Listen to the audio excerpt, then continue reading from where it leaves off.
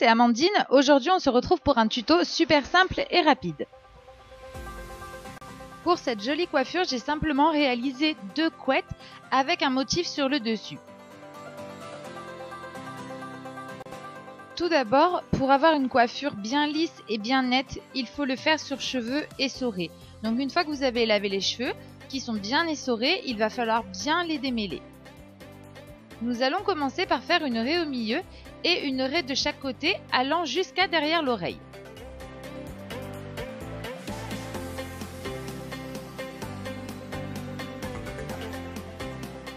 Pour ne pas être embêté, vous mettez une pince avec tous les cheveux de derrière, on s'en occupera plus tard.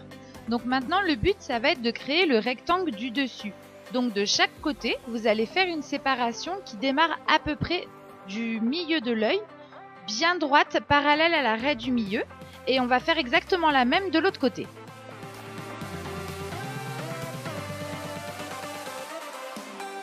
Une fois que vous avez terminé vos 2 séparations, il va falloir isoler les cheveux qui sont en dessous pour pas qu'ils vous gênent car on va commencer par les couettes du dessus. Donc les cheveux d'en dessous, vous les démêlez bien et vous venez plaquer une barrette pour qu'ils soient vers l'arrière. Maintenant, vous choisissez un côté, peu importe lequel, et on va commencer les petits rectangles. Donc pour que la coiffure soit jolie, il faut que les petits rectangles visent à peu près la même largeur. Pour donner un petit effet de zigzag sur la coiffure, la première couette, il va falloir la coller à la séparation du centre.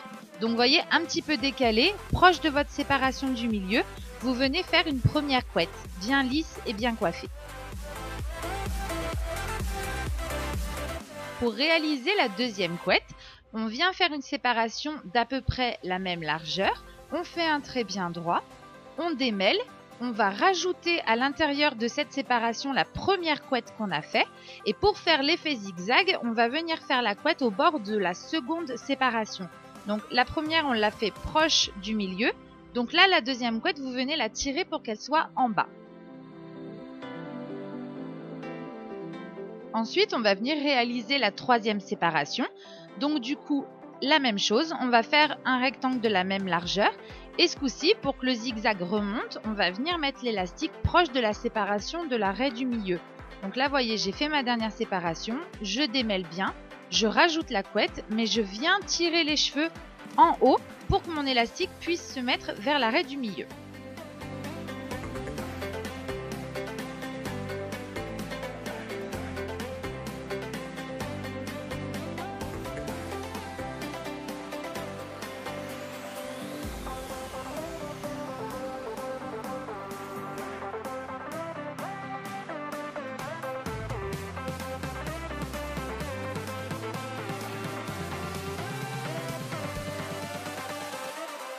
Maintenant, c'est encore la même chose. On refait une dernière séparation. On va bien démêler. On rajoute la couette précédente. Et ce coup-ci, on vient mettre l'élastique en bas. Donc, pas proche de la raie du milieu, proche de l'autre raie. Comme ça, hop, ça vous fait un petit motif de zigzag.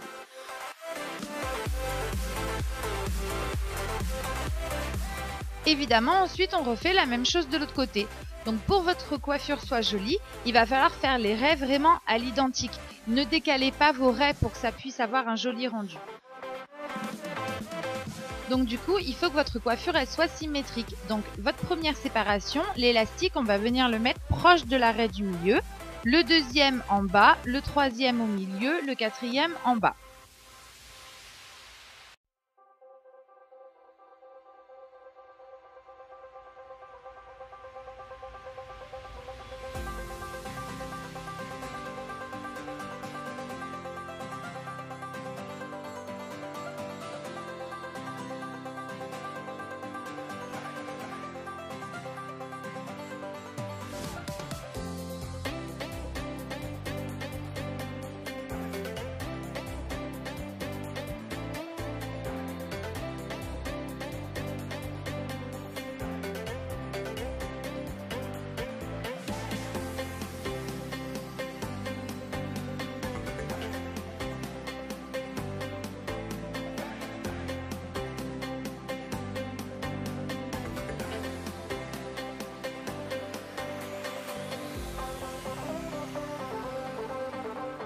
Une fois terminé, vous devez avoir ce résultat-là. Donc ensuite, on va venir faire une raie au milieu avec la séparation qu'on avait laissée tout à l'heure afin de réaliser les 2 couettes.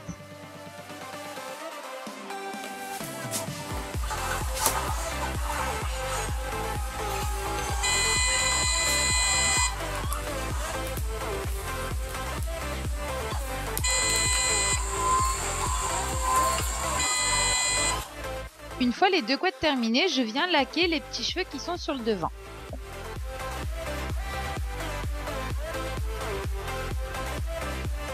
Une fois la coiffure terminée, je viens rajouter mon ruban.